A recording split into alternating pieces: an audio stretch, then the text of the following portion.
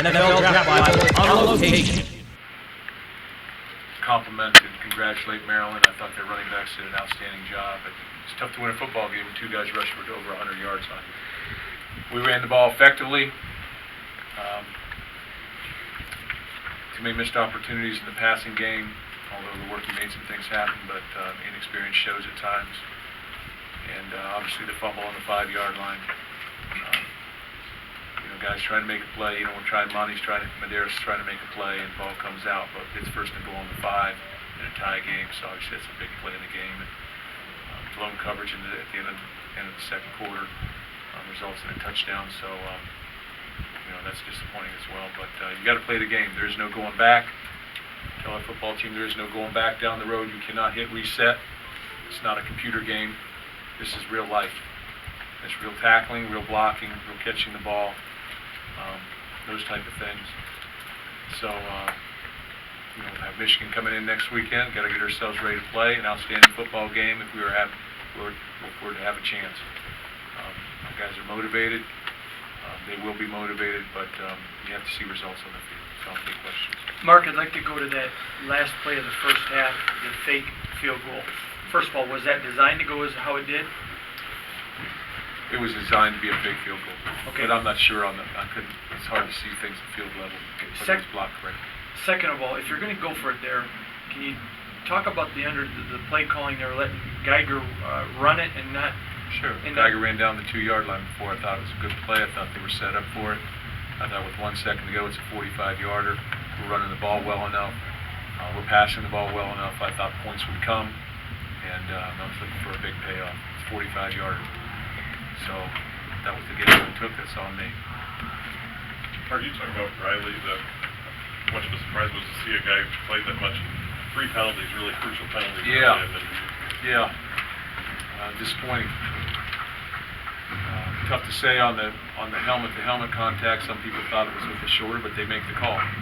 But I'm sure he's not trying to create those penalties. But the hit out of bounds, again, hard for me to see. I believe it was roughing the passer, and that was on Malik. So, there's too many penalties in the first half. Can't really think of them all. I can tell you there's over 4, and there was a 5th one on our offense. It was a 15-yarder. So, right there you've got issues. The Medeiros pick call, what did you see there? What was the explanation on that? You guys will have to watch that one and make that call yourself, but I'm not going to comment on that. What about to know the rule? If he's well, I was just trying to run a route. As far as I know, he's trying to run a route.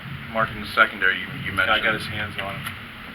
You mentioned the play in the secondary and that one touchdown. What kind of was the breakdown there? Was that behind Cox? And he came down in fire coverage, which is the zone coverage. He came down on it. We should have been playing the quarters coverage, which he had the guy up the field. So he comes down and plays hot on number 2, which is plays a curl type position, and there's the middle of field safety. And so it's a block. Late in the second half, you played with all the young guys in the secondary. Was that injury related, or was it because of that? Injury related.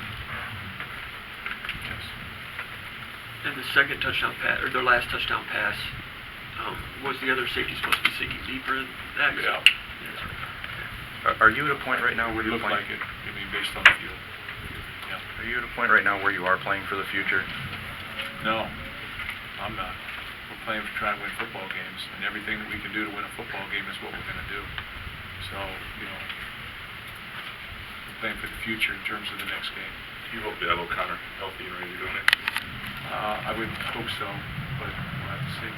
Mark, I know you've been addressing it, but how do you continue to address the fourth quarter defense? Well, you keep working at it and practicing at it, and you establish where the breakdowns are and the issues, and try and define them for our players and get them fixed.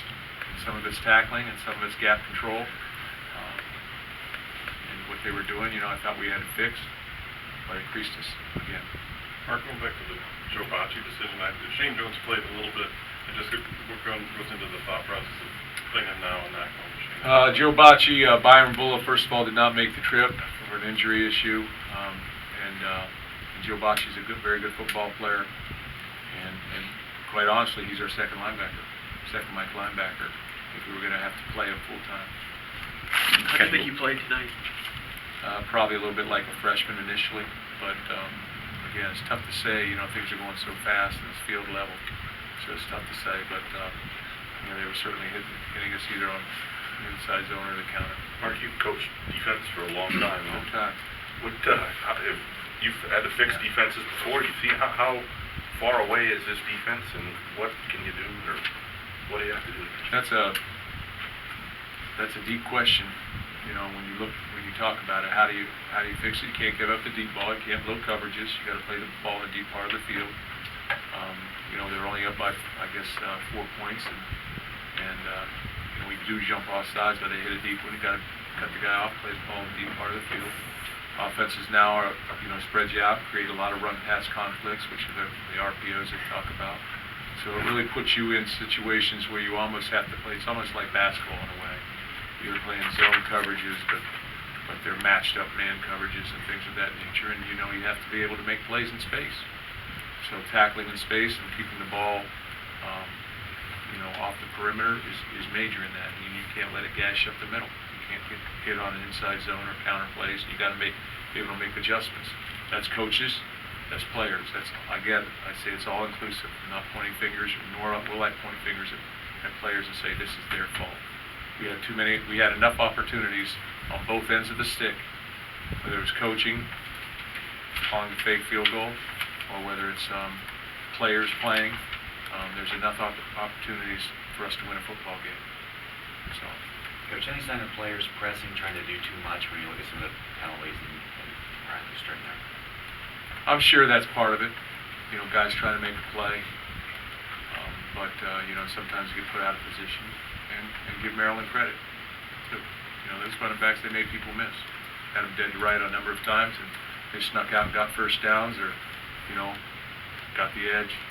Some of those type of things, and we just got to be better in that regard. When you're playing tempo teams like this over the last few weeks, how much do you start to miss not having some strong reserves at defensive line? Is that one of the areas where it starts to show? Is there depth problems on defense? Was that one of the problems on defense?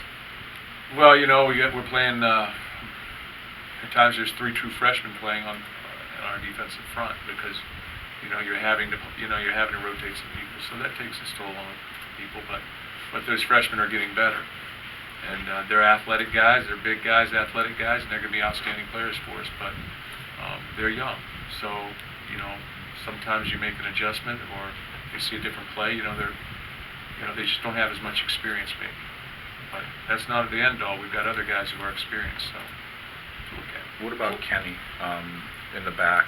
Kenny, I'm sure the injury played a factor, but yeah. What did you, see that you like? Well, I think that he's a good football player. He's an active guy. He's been active in practices. We've tried to hold him and not use him, but when you got 2 safeties out, things of that nature, you're gonna have to play him. So he played nickel situations, so he'll show up on other things now. Because we have time for a couple more. When you look at everything that's happening, are you able to step away and say, big picture, yes, this is a rough season, this is a rough time, but things are okay here, and here long term, or are there some concerns beyond? No, I'm able to do that. I've been through these situations before, not in a while, but we have. And these are things that some of life's experiences that should pay dividends later on. Players will understand. Again, I said it when I came into summer camp. Some of our guys, our young guys, really have been born on third. They've not experienced this, so now they're experiencing it.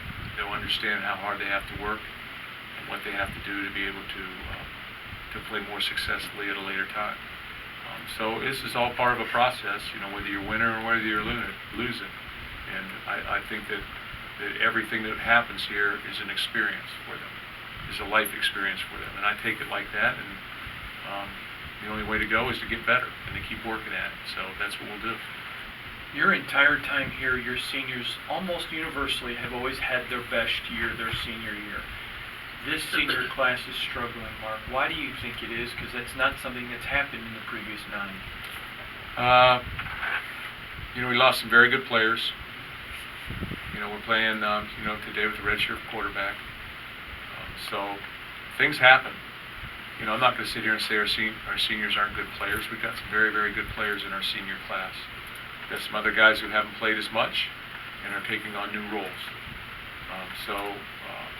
You know, they've got to gain experience as well in this, but they have the background and the knowledge base. But they don't have maybe the game experience, some of them. And, you know, this is a team game, so, you know, you have a lot of players. It takes probably 40, 50 players to play. You know, when you talk about special teams, offense, defense, and all the different things. But, again, you look at this football game, we had opportunities. That's all I can look at and say, hey, we had opportunities. Did we play hard? I think we played hard. Did we play smart? Not at times, that's for sure. Did we play well? At times. Not at times as well. So, you know, there's inconsistencies there. So when you're inconsistent, in anything we do, when you're inconsistent, you know, it catches up with you, inevitably. And a lot of times at the end. And so I'm sure we'll look at this and say, why did we lose? Oh, we lost because of this. Here's a reason, here's a reason, here's a reason. Here's 10 good reasons. And I'm sure you guys can point those out already. Some of them are under our control, some of them are not. And they've got some players that make plays too, so let's not discount Maryland and what they were able to do. So in no way am I saying that. I thought it was a great football game, competitive, but we got to make more plays maybe to win. Thanks, Coach. Appreciate it. Thank you. We'll bring a couple players in here. NFL draft on location.